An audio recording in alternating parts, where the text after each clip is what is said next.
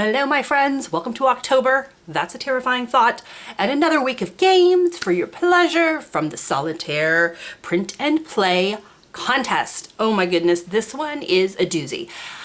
I'm not entirely sure how we're going to film it, but we're going to do the best we can. I picked for this week Torch and Blade by David Corradi. It is, oh my goodness, a solitaire pen and paper dungeon delving game in the vein of D100 4 Against Darkness. Now, let me start off by saying I did play D100 version 1 when it originally came out. If you want, I'm sure I have a link. I have a video here somewhere on this channel. If I remember, I'll link it below. It's now like on version 3 or something. Really loved it. It was a long time ago. I've never played 4 Against Darkness. So I'm not sure how this compares to sort of the current iterations of those games. If you have played those and you have some thoughts, I would love your input so you can, give people an idea of how Torch and Blade matches up with those two sort of industry standard print and play dungeon delving games. Of course, my buddies, their videos are up as well, links below. We are sort of rounding home on this, which is really cool. I can't wait for our overview where we sort of gnash our teeth and think about all of this stuff. But this game, woof. Okay, so let's just start off with the rule book itself. I did not print it all off. It is 81 pages. You probably don't need to print it. It's very simple just to have it up on your computer or your tablet or whatever and kind of scroll through it and use it as you need it. Even more important, the game is meant to be played between 24 and 192 sessions. Yep, you heard that right. This is a giant game.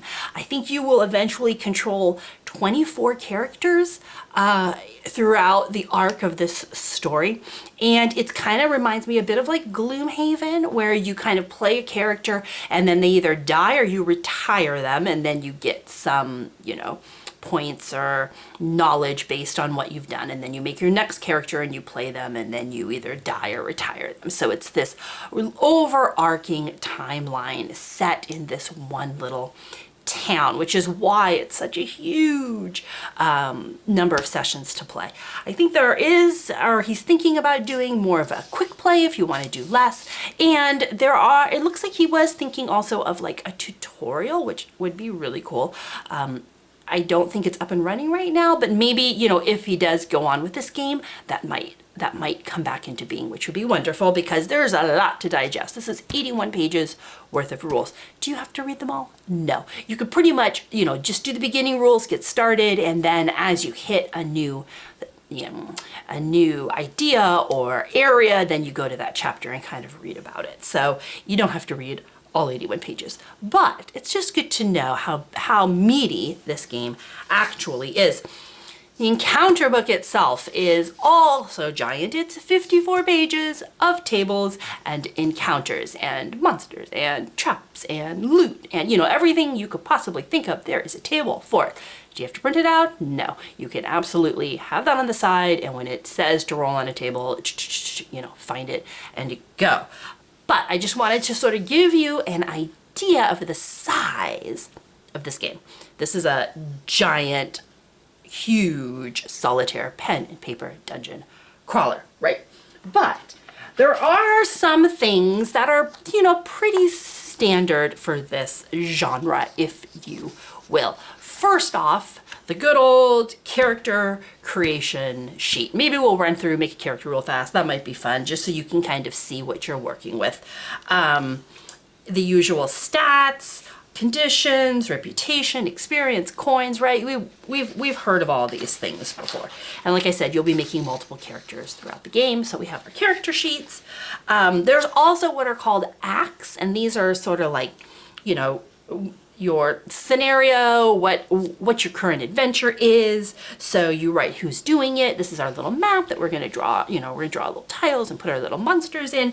And there's a Hamlet, which is kind of, I think, unique to this. Again, Shout out if I'm incorrect, but this all happens in this little hamlet, and you're building in between your dungeon diving. You're sort of building relationships and, you know, supporting merchants and making your little home in this hamlet. So it's not just go into the dungeon, kill things, go into the dungeon, kill things, go into the, I mean, that's fun too.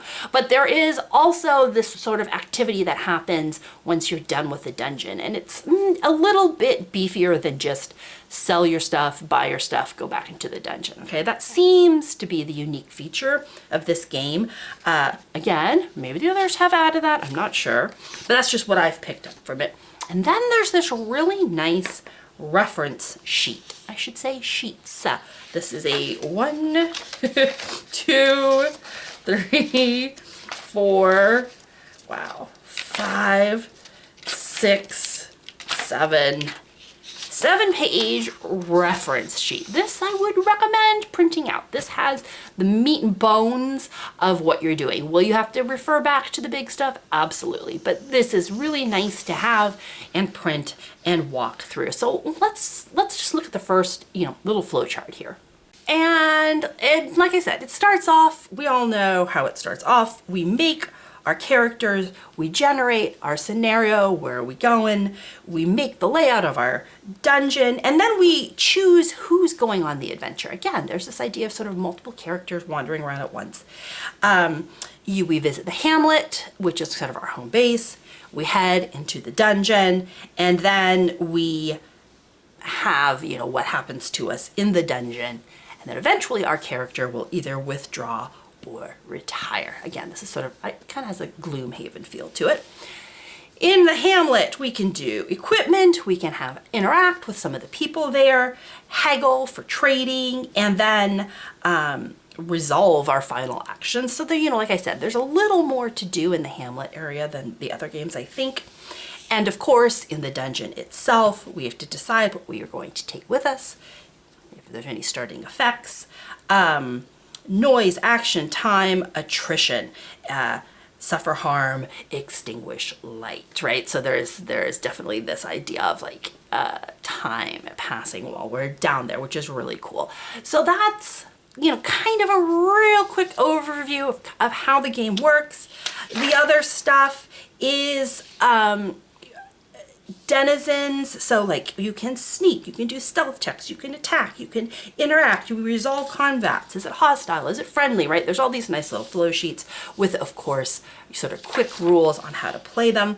And then we have all of our wonderful items. What are they? How much do they cost? What kind of slot do they take? What kind of effect do they have? Like, this is a fully realized system and world, which is very, very cool. Obviously, a lot of thought has gone into this, and he's still developing and making it.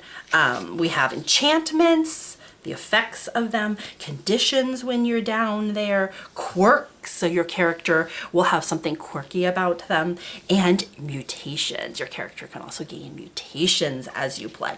What's nice is because you're retiring characters, your characters don't get like totally buffed and OP, right? You sort of build them up and then you put them down.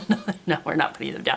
You build them up and then you retire them, and then you get the joy of building up a new one and retiring them, which is kind of a nice arc, as opposed to just, you know, making someone so strong that then it's like, well, I guess I just win, which is kind of cool.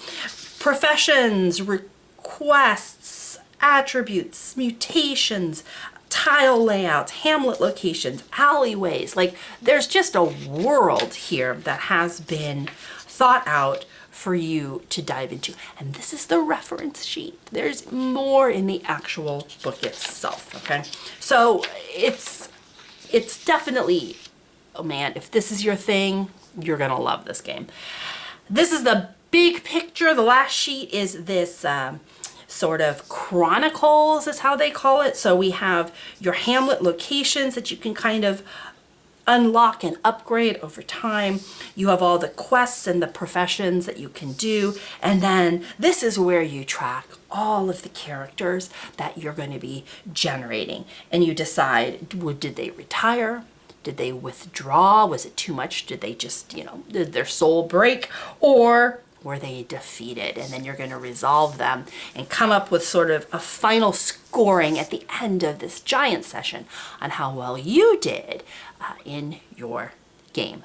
This is huge. This is one game. If this is something you like and you want to, get on board early when something is just developing, Torch and Blade might be right up your alley. So let's just, for fun, so you can see maybe what this brings to it, let's create a character.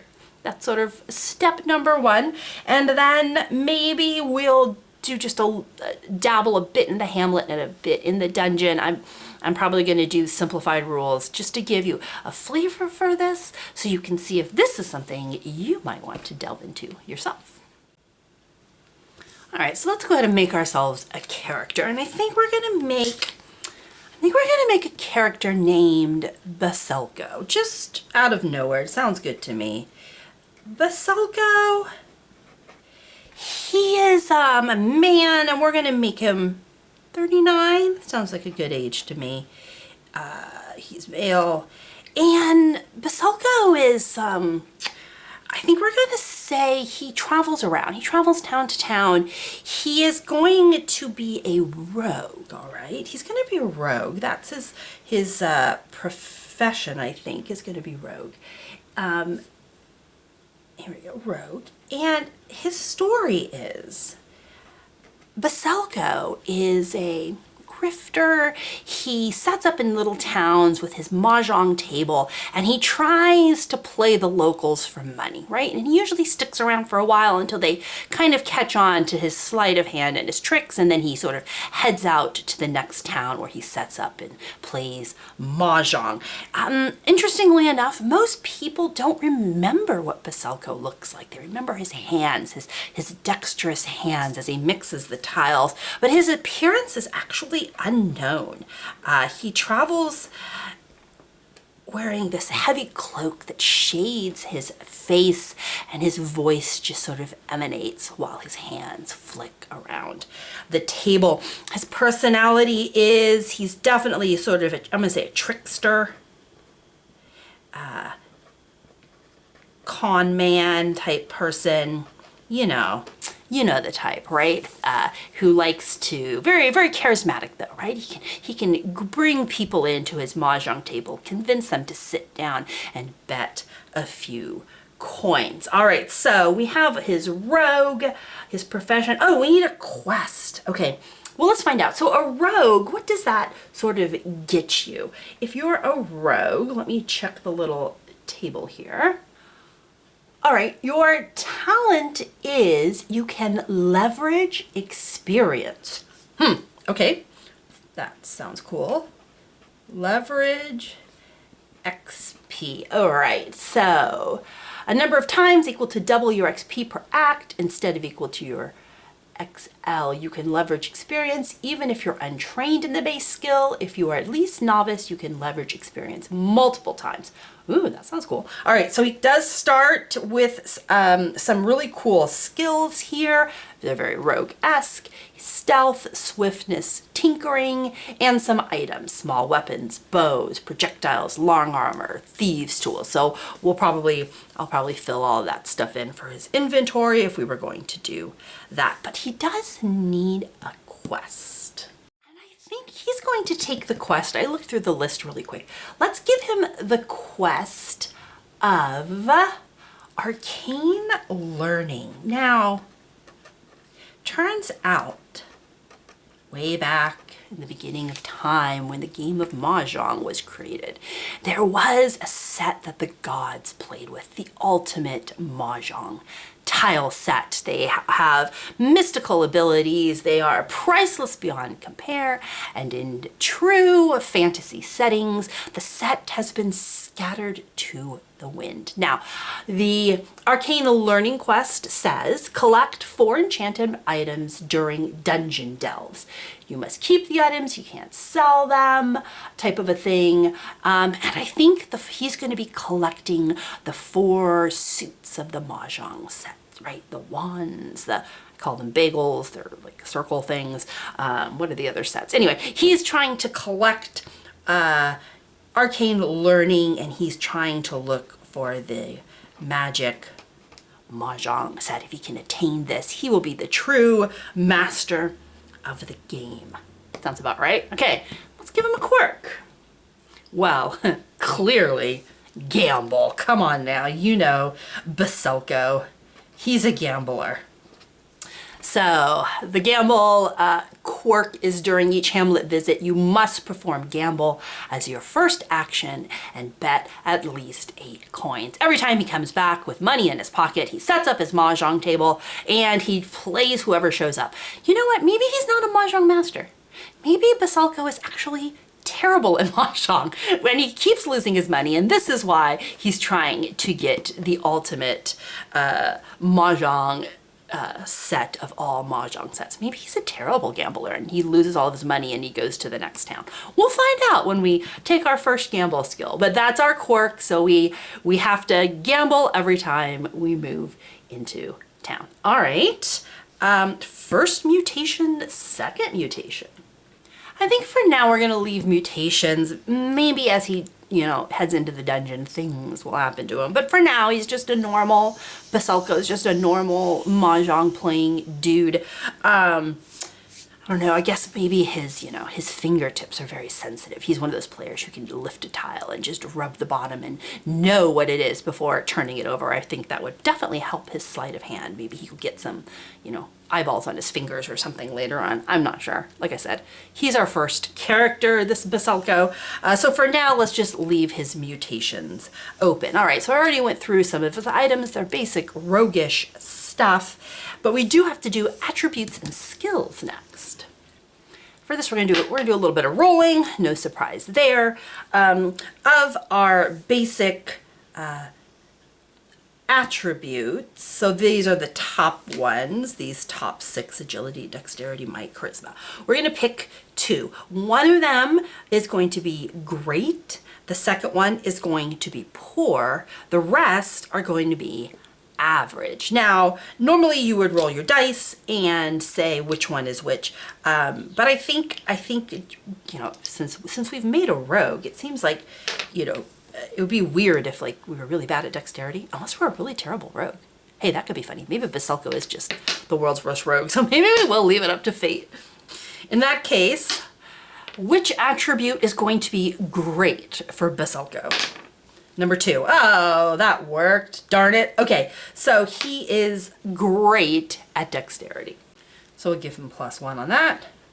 But now what is Veselko terrible at? He's terrible at 4. 1, 2, 3. Oh, charisma. Oh man. All right. So apparently, while he is very good at sleight of hand, he's very bad at convincing people to stick around at his table. Everyone else, we're gonna just start at plain old average for all of the rest. Okay.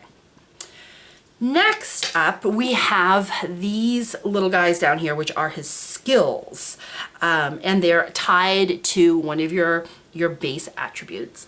And we're going to start with 3 that we're expert on. And because we picked rogue, those are picked for us. So we are really good at stealth, swiftness, and tinkering. Okay, we're going to start at expert of those. All right, so I'm assuming that's what this is. I'm guessing here. So stealth, swiftness, tinkering, and then we're allowed to pick one thing that we're starting at novice. So I feel like, what would he be? What is Veselko good at? Well, he's bad at charisma, so he wouldn't be good at those things. Let's give him good marksmanship. I think he's going to be, because he has such high dexterity, we'll make him a novice at marksmanship. All right, so here's Veselko. And of course, we have our experience track. There's 2 things here. They're sort of XP and XL, which is experience level. We start with 0 experience points and an experience level of 1. So boom, and we'll be able to tap them up as we go. All right. if we ever reach level 5 or more and we fulfill our quest goal, we find the 4 suits of the magic mahjong tile, then Veselko must be retired, and we will drop a new character called Sir Thecos, maybe, and he can go on his adventure. If they're the first to retire, then their profession is resolved and you can develop the Hamlet. So there's all sorts of trigger effects once our guy's retired. We're not going to go that far, but you know, just to let you know that once Veselko is done, there'll be some effects on the larger aspect of the game before we continue. Now we can only have 2 active characters at a time. So it's not like we can make, you know, all 24 of these guys and have them all running their quests and adventures. No, not how it works. Just kind of, again, kind of like Gloomhaven, we only have a certain set of professions we can pick from until we start to retire people, and then other professions will become unlocked. So in the beginning, you have to start with your basics, Veselko, rogues, before you can advance to some of the, you know, the bigger archetypes in the game. So there's some more stuff we can do with like equipment and starting ends and blah, blah, blah, but I kind of want to get us sort of jumped into the game. So I'm probably just going to fill this out real quick with some real basic things. And then let's take Veselko on a little mini adventure and see how our little mahjong playing rogue with very low charisma does. Foreshadowing, perhaps? So let's start off by finding out what our scenario goal is. And to do that, we're going to do the usual. We're going to roll a d6 and we're going to reference a table. Ooh, we rolled lucky 6. So we get to choose which type of scenario we want. You know what? We're doing something quick. So let's just be given something. Perfect of 3. Okay, we are on a monster hunt. Oh, all right. Let's see. Veselko. The name of our dungeon, I think, is we'll call this the Green Dragon. There is this dungeon or this monster somewhere in this Green Dragon. My dog is dying over here. Okay, and we are on a monster hunt. So if we look at the Monster Hunt rules, we can see that as we reveal rooms, we're heading for this goal encounter. So we're going to be moving through, and if we ever hit a certain, we're going to roll, and if we ever hit a certain number, we've found the monster, and we'll have our final encounter. That's how a Monster Hunt works. Depending on what we roll, the scenario guide will tell you what the requirements are for when you're going into your dungeon. What's our monster going to be? There's a table for that. There's a table for everything in these type of games. We are going to be looking at ET9, which is the Monster Hunt Goal Encounter. And to decide that, though, we first have to figure out what our environment is, because different monsters live in different environments. The good old D6 is back, and our environment is ruins. Ooh, okay. So I guess we're not underground. We are in some old ruins. Maybe it's an old lair of a green dragon. And with that roll, we can now go to our encounter book. And if we are on a monster hunt in the ruins on table 9, we'll say roll a d3, 1, 2, 3, 4, 5, 6 will be our roll. 1, 2, so we rolled a 1, which means we are in an arc elemental. Eee, that sounds terrible. Okay, ruins, and we have an arc elemental. I don't know what that is. Don't worry, there's a table for that. Again, I just want to give you a quick overview, so we're not going to be going into all the nitty-gritties, but this is just kind of how you make all your little sort of scenarios. So for this one, if we pull up Encounter 134, which is this arc elemental. This is kind of cool, an incantation of the 4 elements. And isn't that kind of what mahjong tiles are all about? See, it's all already, it's coming together. I tell you, it's brilliant. So you'll see there's some we have some symbols with some modifiers. We have, when we roll melee, you have things that are going to happen to you, range rolls, victories, special powers, so on and so forth. So what's kind of cool is based on, you know, your monster and where you are, you're going to have a very specific events happening to you. So it kind of makes sense, right, for your environment. It's not just a generic, you're in a cave, there are cave spiders, right, over and over again. There's just so many tables and options and locations in this game that I think it really helps sort of flesh it out and give you a nice full experience. But if we were to play, this is the table we would use, and these are the type of encounters and abilities and problems we would have to overcome. There's some gobbledygook for monster hunts, but just so that we can make this manageable, we're just gonna start with small, all right? We're gonna start with some small ruins, just so I can show you real quick on how it looks like when you're making your dungeon. Because we picked small, our rewards are gonna be small as well. That's fine, we don't care about it, we're not really playing a full game. And dungeons were always laid out on a 5x5 grid, okay? That's kind of your max size. Depending on how big your dungeon is how big we're gonna be drawing our rooms. So, we're gonna first off figure out where's our entrance, how do we decide? There's a table for that. Let's roll and find out where ours is. We're a 2, so our entrance location is going to be this square right here, according to the table. And then we'll figure out our orientation by the next table. It's a 4, so we will be drawing our entrance tile like so. All right, so this is where our little Veselko, the dungeon delving mahjong playing rogue, will enter. A small dungeon is 8, 12 if it's medium, 16 if it's large. So we're just gonna kind of keep going, rolling on these charts. So let's see what room is going to fall north of us. We roll a 6. Interesting. Okay. Now we have to place this so that the little arrow that's shown in the table is going to connect with the opening we're working on. So 6 is just going to be a room that, unfortunately, is a dead end. So we're just going to attach number 6 here. All right. Let's work on this opening next. Oh, another 6. We locked off. Wait, I'm sure there's a roll for that.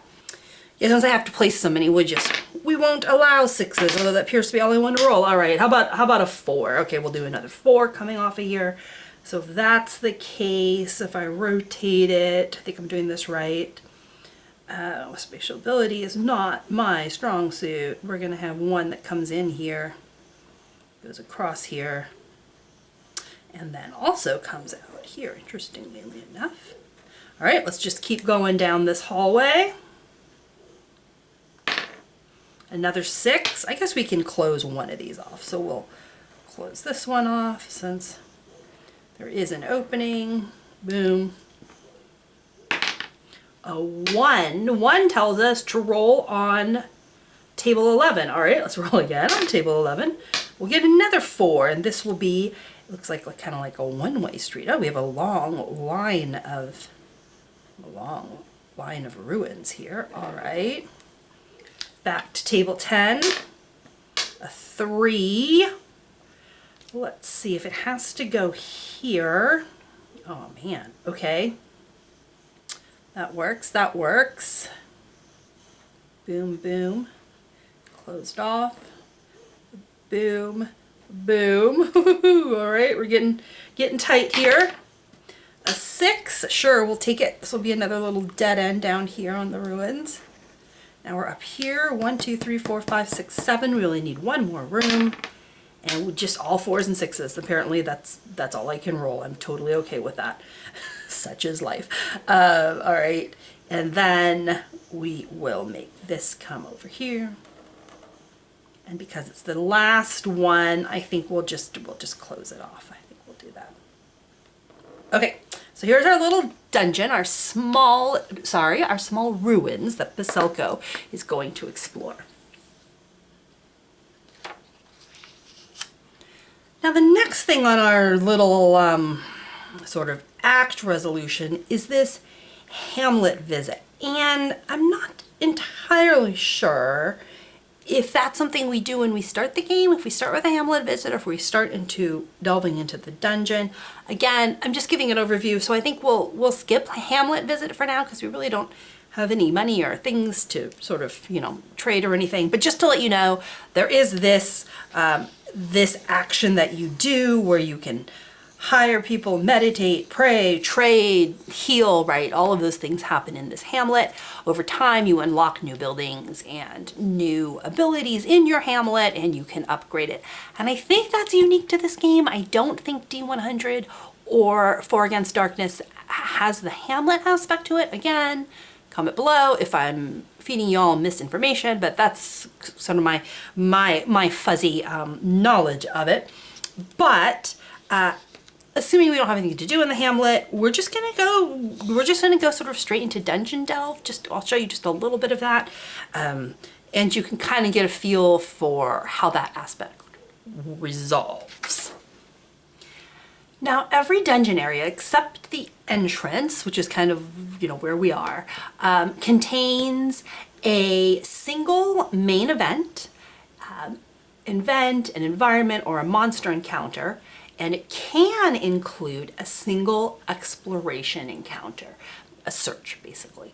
It'll never have more than one main event, one search encounter, maybe one search encounter, all right? So it's not like you're having multiple things going on in each little room.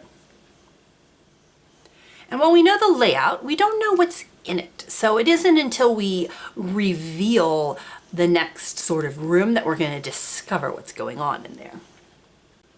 So we're just gonna put a little X in here so we know that there's an exit. We're gonna start in the entrance, and from what I can tell, nothing happens here.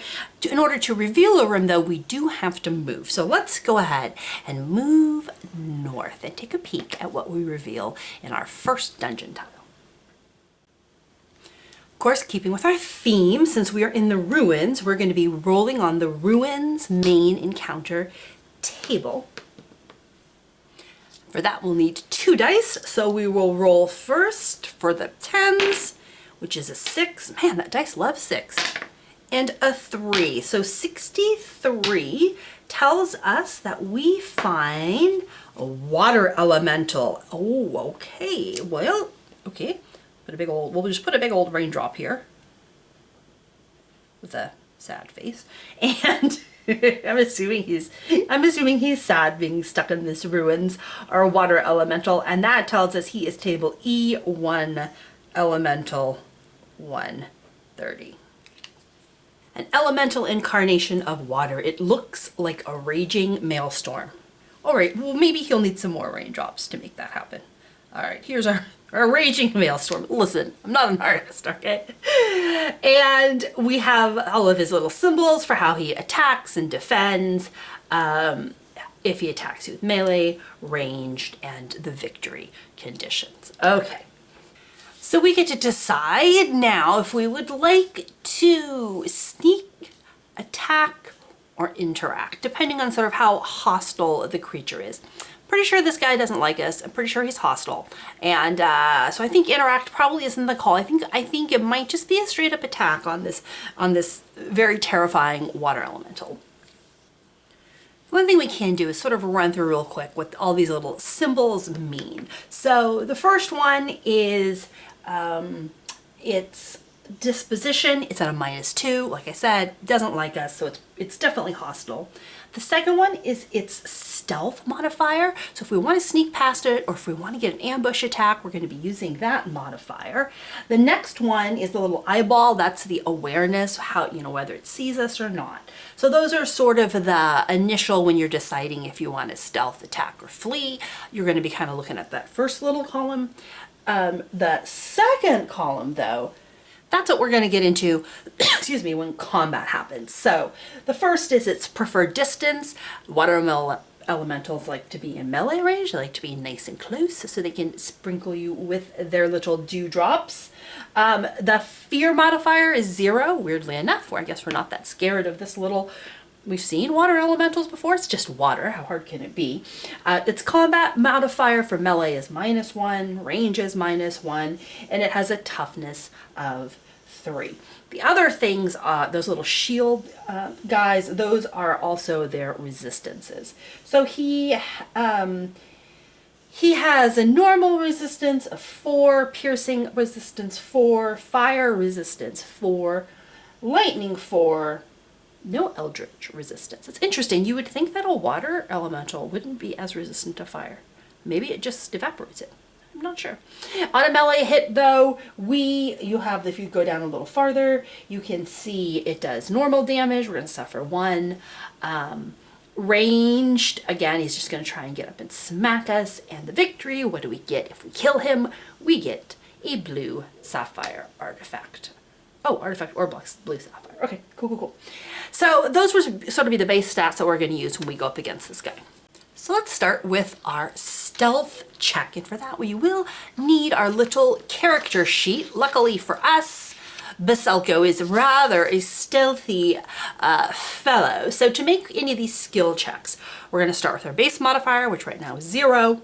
We're going to add +1 if the base skill rank is expert, all right? And our base skill rank for stealthing is agility, and we're normal on that one. So we're not going to get any bonus there. Then we're going to apply +1 or -1 if the base attribute is poor or great. Stealth, remember our base attribute, that was our great one. So we're going to add +1 because we are good at stealthing. Hallelujah. If there's any other modifiers that we can apply, we're going to add them now. All we have really is stealth, so that isn't going to matter. So we're going to roll the number of d6 equal to 1 plus the value of the modifier. So we have 1 dice to start with. We get +1 for stealth, so we're going to be rolling our 2d6. Now, if we are at a negative, and we're rolling less and less dice, right? But we're okay. So if the modifier is positive, which it is, we're at +2. The higher number rolled is going to be our result. If it's ever negative, the lower dice rolled is going to be our result. So, this is good for us. We're a relatively stealthy being. And we have a 50-50 chance on this. 1, 2, 3, we fail. 4, 5, 6, we succeed. Now the water elemental, he has, unfortunately, his stealth is a -1. So I think that means we're going to take 1 away from our roll. So it's a little bit harder to get an ambush attack on this guy. With 2 4s, we take the higher. Doesn't really matter. We -1, it's a 3, so it's a fail. So we don't get an ambush attack. We're just going to go straight into regular combat with our water elemental. There's a chance, however, that we're being ambushed. We could be the ambusher or the ambushee, right? So I guess you could call it. So we're going to check stealth to see if we ambush it. We failed it. So now we have to see if it is going to ambush us. And to that, we're going to look at awareness. And this little monster has an awareness of +1. Unfortunately for Veselko, his awareness has no bonus. And his cunning also has no bonus. So he will be rolling 1 die with a +1. Ooh, okay. Now, I don't think we'd be using Veselko's awareness. I think we're using the little water elemental. So we're going to roll 1 die here, add 1 to it. Ooh, yes, it definitely is aware of us, so it will ambush us first. So we're going to walk in the room. We're not going to notice it, and the little water elemental will get a good whack off. All right. So at the start of combat, let's see. We know that he's hostile. There's no fear that we have to resolve. We know that he is ambushing us. So the denizen gets to decide how close it gets to us. It wants to be melee, so it's going to rush right up to us. If we win the ambush, we choose the distance. If the monster wins, it gets its preference. Otherwise, it'll be ranged, okay? But for now, he wants to be, the water elemental wants to be melee. It's going to be melee. Because we're ambushed, we are going to get a -1 penalty on the first combat action skill set. All right, we knew that was coming. So let's see, what are we attacking with again? Okay, so we have a small weapon or a bow. Okay, so if we're using our small weapon, it inflicts 2d. Okay, so I'll just put this here. What? Okay, so I'm assuming for now that we're going to be using our small weapon because we are in hand-to-hand combat with this little dude. So what's interesting about combat, at least if I'm reading the rules right, is when you attack, if you succeed, you inflict damage. If you fail, they inflict damage on you. So it's not like you roll for yourself and then you roll for the enemy and then you roll for yourself and then you roll for your enemy. Your one roll resolves, you know, sort of both sides of the attack, if that makes any sense. So we're going to go into this attack with a -1 penalty. We're going to have our little tiny small weapon that we're going to try and poke this water elemental with. If we succeed, we do damage to him. If we fail, it's going to do damage to us. And we're not very good at fighting, it turns out. We are better at marksmanship. No surprise there. So our base for fighting is 0. Our might is 0. So we're just going to be rolling 1 single dice with a -1 penalty. So it's not real good for us here. A 3. So we are going to take some damage. And because we're at melee, the water elemental tells us that we get a -1 for getting whacked by him. There are a bunch of different types of damage that you can take: fatigue, injury, stress, trauma. You could only take 4 whacks before you've reached maximum capacity. And we're currently in injury point. So for now, we can just remember we have 1 injury point. If you ever make it to 4, it's not looking good for Veselko. So we would continue, rinse and repeat, attacking, taking damage, dealing damage until one of us dies. Or if we wanted to, we could try to run away. We can also try to talk to the elemental, see if we can, you know, convince it to befriend us and things like that. But that's, you know, it's a pretty basic what you've seen at the other one. You have your skills, you have your equipment, you're rolling your dice, you're checking your values against theirs to see how you do. And like I said, there are some wonderful player aids to sort of walk you through this process of how you approach combat. It's not super simple combat. I mean, it's pretty complex, the stuff you can do and the choices you can make. So it takes a while, I think, to sort of get this under your belt, all the little, are you being ambushed? Are you not being ambushed? Are you close? Are you far, right? I think all the little rules tries to make it feel more like an actual scenario rather than just see monster, kill monster, which is nice. I appreciate that. But it's a little more finicky than that. And I don't want to get too deep into it, but know that Veselko would continue to explore this dungeon. Maybe this is too tough for him to take. He might want to run away from it. Veselko, looking for his mahjong tiles. And then depending on while you're down there, you also have this time track that's going on, your progress track. And then remember, because we're on a monster hunt, we have to roll multiple of these little dungeons, getting bigger and bigger and bigger until we come to the final encounter, which is not my phone ringing. Hold on. The final encounter would be with our big arch elemental. All right, but so that's kind of the idea of how the dungeon goes. You pre-generate them, but you don't know what's in them until you walk in. Oh, so yeah, assuming we killed this guy, all right, or somehow took care of him, we would also have to roll an encounter roll. Sorry, not encounter table, exploration table. And again, we do it the same way. Our first dice, 60. How many 6s?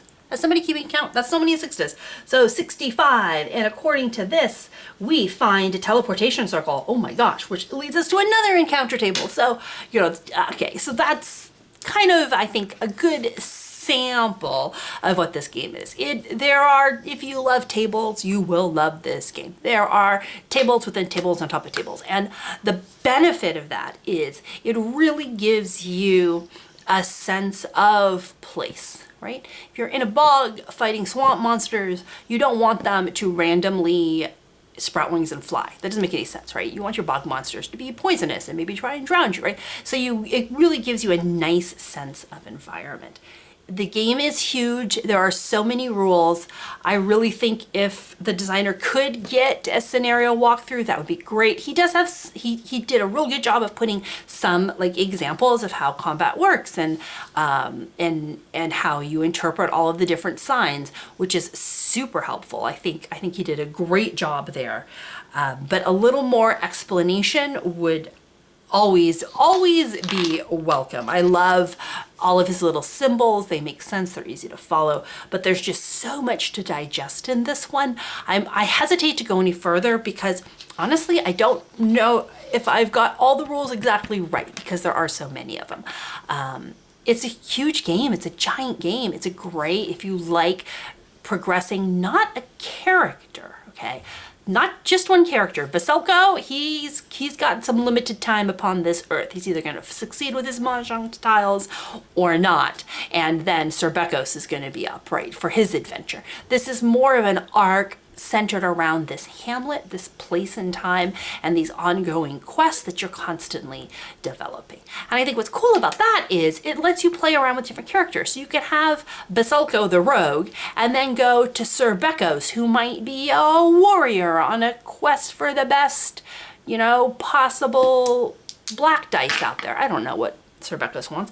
But it lets you tell these little mini stories back to back, try out different environments, try out different characters, get new equipment, right? So you're constantly building them up, retiring them, and then starting over again.